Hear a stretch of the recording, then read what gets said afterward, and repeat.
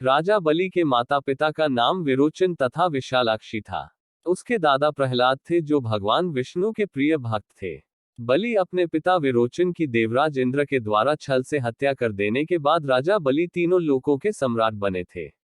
वह अत्यंत शक्तिशाली तथा पराक्रमी था तथा इसी के बल पर उसने तीनों लोकों पर अपना राज्य स्थापित कर लिया। जब इंद्र दैत्यों के राजा बलि से युद्ध में हार गए, तब हताश और निराश हुए देवता ब्रह्मा जी को साथ लेकर श्रीहरि विष्णु के आश्रय में गए और उनसे अपना स्वर्गलोक वापस पाने के लिए प्रार्थना करने लगे।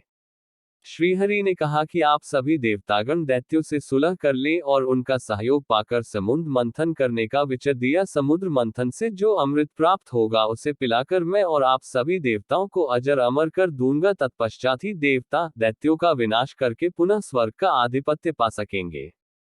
देवताओं के राजा इंद्र दैत्यों के राजा बलि के पास गए और उनके समक्ष समुद्र मंथन का प्रस्ताव रखा और अमृत की बात बताई। अमृत के लालच में आकर दैत्य ने देवताओं का साथ देने का वचन दिया।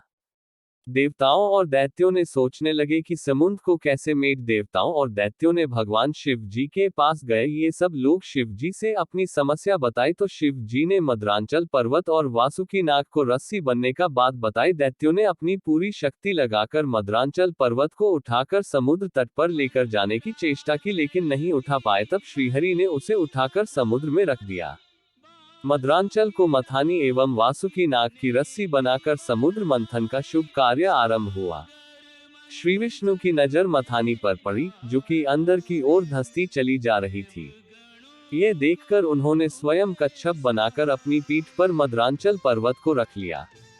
तत्पश्चात समुद्र मंथन से लक्ष्मी, कौस्तुभ, पारिजात, सुरा, धन्वंतरी, चंद्रमा, पुष्पक, ऐरावत, पांचजन्य, शंख, ब्रह्मा, कामधेनु, उच्च श्रवा और अंत में अमृत कुंभ निकला, जिसे लेकर धन्वंतरी जी आए। उनके हाथों से अमृत कलश छीनकर दैत्य भागने लगे ताकि देवताओं से पूर्व अमृतपान करके वे अमर हो जाएं। दैत्यों के बीच कलश के लिए झगड़ा शुरू हो गया और देवता हताश खड़े थे। श्री विष्णु अति सुंदर नारी का रूप धारण करके देवता और दैत्यों के बीच पहुंच गए और उन्होंने अमृत को समान रूप से बांटने का प्रस्ताव रखा। दैत्यों ने मोहित होकर अमृत का कलश श्री विष्णु को सौंप दिया। मोहिनी रूपधारी विष्णु ने कहा कि मैं जैसे भी विभाजन का कार्य करूं, चाहे वह उचित हो या अनुचित, तुम लोग बीच में बाधा उत्पन्न न करने का वचन दो, तभी मैं इस काम को करूंगी। सभी ने मोहिनी रूपी भगवान की बात मान ली। देवता और दैत्य अलग अलग पंक्तियों में बैठ गए। मोहिनी रूप धारण करके विष्णु ने छल से सारा अमृत देवताओं को पिला दिया, लेकिन इससे दैत्यों में भारी आक्रोश फैल गया। पीकर देवता अमर हो गए। तब फिर से देवासुर संग्राम छिड़ा और इंद्र द्वारा वज्राहत होने पर बलि की मृत्यु हो गई। ऐसे में तुरंत ही शुक्राचार्य के मंत्रबल से वह पुनः जीवित हो गया, लेकिन उसके हाथ से इंद्रलोक का बहुत बड़ा क्षेत्र जाता रहा और फिर से देवताओं का साम्राज्य स्थापित हो गया। पुनः देवताओं को हराया। राजा बलि ने देवताओं द्वारा हार जाने के बाद अपनी शक्ति एकत्रित की और तपस्या के बदल पर वह फिर से शक्तिशाली बना। तब उसने देवताओं से बदला लेने की ठानी। इसके लिए उसने एक बार फिर अश्वमेध यज्ञ किया। यह उसका 100वां यज्ञ था। उसने अपनी संपूर्ण शक्ति के साथ एक बार फिर इंद्र के राज्य पर कब्जा कर लिया। एक बार फिर देवताओं पर संकट आ गया था। बगैर अमृत पीकर भी राजा बलि इतना मायावी बन बैठा था कि उसको मारने की किसी में शक्ति नहीं थी। देवता बलि को नष्ट करने में असमर्थ थे। बलि ने देवताओं को यज्ञ करने जितनी भूमि ही दे रखी थी। सभी देवता अमर होने के बावजूद राजा बलि की खौफ के चलते छिपते रहते थे।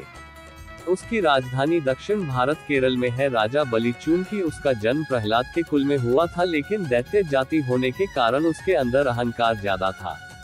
वह दानवीर होने के साथ साथ अधर्म रूपी कार्य भी करता था।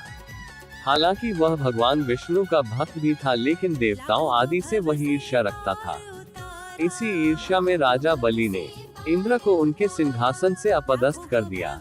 उसने अपने गुरु शुक्राचार्य की सहायता से 100 अश्वमेध यज्ञों का आयोजन करवाया था। 99वें यज्ञों का वह सफलतापूर्वक आयोजन कर चुका था और यदि वह 100वां यज्ञ भी निर्विघ्न आयोजित कर लेता तो इंद्र के पद पर राजा बलि हमेशा के लिए आसीन हो जाता। राजा बलि के इस कृत्य से देवताओं में भय व्याप्त हो गया, लेकिन किसी में भी उसे रोकने की शक्ति नहीं थी। स्वयं देवराज इंद्र असहाय अनुभव कर रहे थे। जब वह 100वां यज्ञ आयोजित करने जा रहा था तब इंद्र सभी देवताओं के साथ भगवान विष्णु से सहायता मांगने गए तथा धर्म की रक्षा की बात की। जब भगवान विष्णु को बलि के द्वारा 100वां यज्ञ करने तथा उसके प्रभाव का ज्ञान हुआ तब उन्होंने धरती पर अवतार लेने का निश्चय किया। चूंकि राजा बलि उनके प्रिय भक्त प्रहलाद का पौत्र था इसलिए वे उसका वध नहीं करना चाहते थे। इसलिए उन्होंने उसका अहंकार दूर कर इंद्र को फिर से स्वर्ग के आसन पर बिठाने के लिए एक योजना सोची। इसके लिए भगवान विष्णु ने एक छोटे ब्राह्मण का अवतार लिया जिसे बटुक ब्राह्मण अवतार भी कहा जाता है। इसके बाद वे राजा बलि के यज्ञशाला में गए तथा कुछ मांगने की इच्छा प्रकट की।